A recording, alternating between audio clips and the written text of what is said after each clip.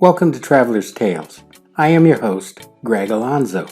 Today I will be your guide through history as we take a look at your questions and comments from part 1 of the founding of the Roman Republic.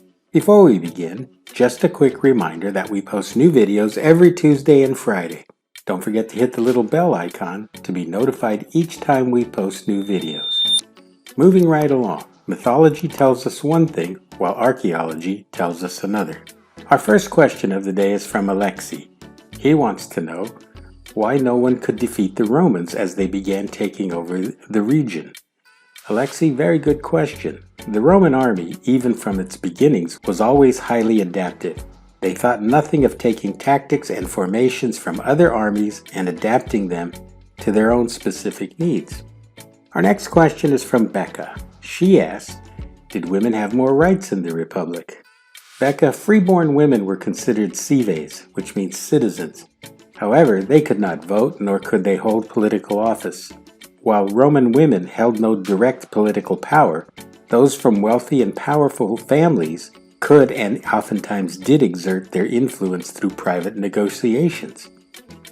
Next, we have a question from Helda. She asks, why did the Roman Republic fail? Helda, good question. The primary reasons for the failure of the Republic were economic problems, corruption, crime, private armies, and civil wars. Let's press on. Our next question is from Simca. He wants to know, what were the 3 parts of the government in the Roman Republic? I will endeavor to break it down simply. The Senate, the consuls, and the assemblies.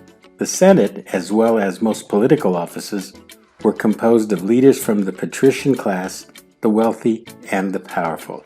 Now we have a question from Talia. She wants to know, did the patricians and the plebeians get along?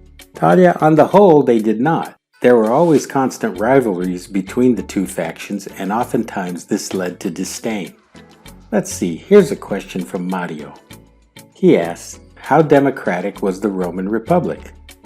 Mario, essentially it was a representative democracy on the form of a republic. However, only Rome's wealthiest families and patricians had power, and only they could hold political and religious offices. Our next question is from Valentine. He asks, was the Roman Republic the first democracy? Well, Valentine, there are various attempts at some form of democracy in antiquity. Most notable would be Athens and then Rome. Let's press on. We still have time for a couple more questions. Lester wants to know, in what ways was Rome democratic? Lester, the Roman Republic essentially laid the groundwork for what would become our modern-day democracies. Rome had senators and tribunes elected by the people to represent their interests. We still have time for a couple more questions. This one is from Gunther. He wants to know, with regard to the Roman legions, once they defeated the Carthaginians, were there any other viable powers who could stand up to the Roman Republic? Gunther, with the defeat of Carthage, Rome became the dominant power of the ancient Mediterranean world. Though others dared to challenge their might, they were no match for the lone superpower. Our last question for today is from Francesca. She asks, how did citizenship differ in the Roman Republic from our modern-day systems? Francesca, even though both men and women could be a citizen of Rome, only men could vote. Tradition also held that patricians and plebeians could be strictly separated. In fact, marriage between the two classes was even prohibited. This brings us to the end of part 2 of the founding of the Roman Republic. Thank you for joining us for this edition of Traveler's Tales. Just a reminder that we post new videos every Tuesday and Friday. Don't forget to hit the little bell icon to be notified each time we post new videos. For your convenience, we have posted both our email address and Instagram information. We enjoy hearing from our subscribers. Don't hesitate to contact us with any questions that you may have. If you haven't subscribed to Traveler's Tales, please do.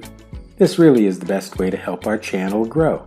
Traveler's Tales will return with Archimedes of Sicily. Until we meet again at the crossroads of folklore and fact, Cartistos.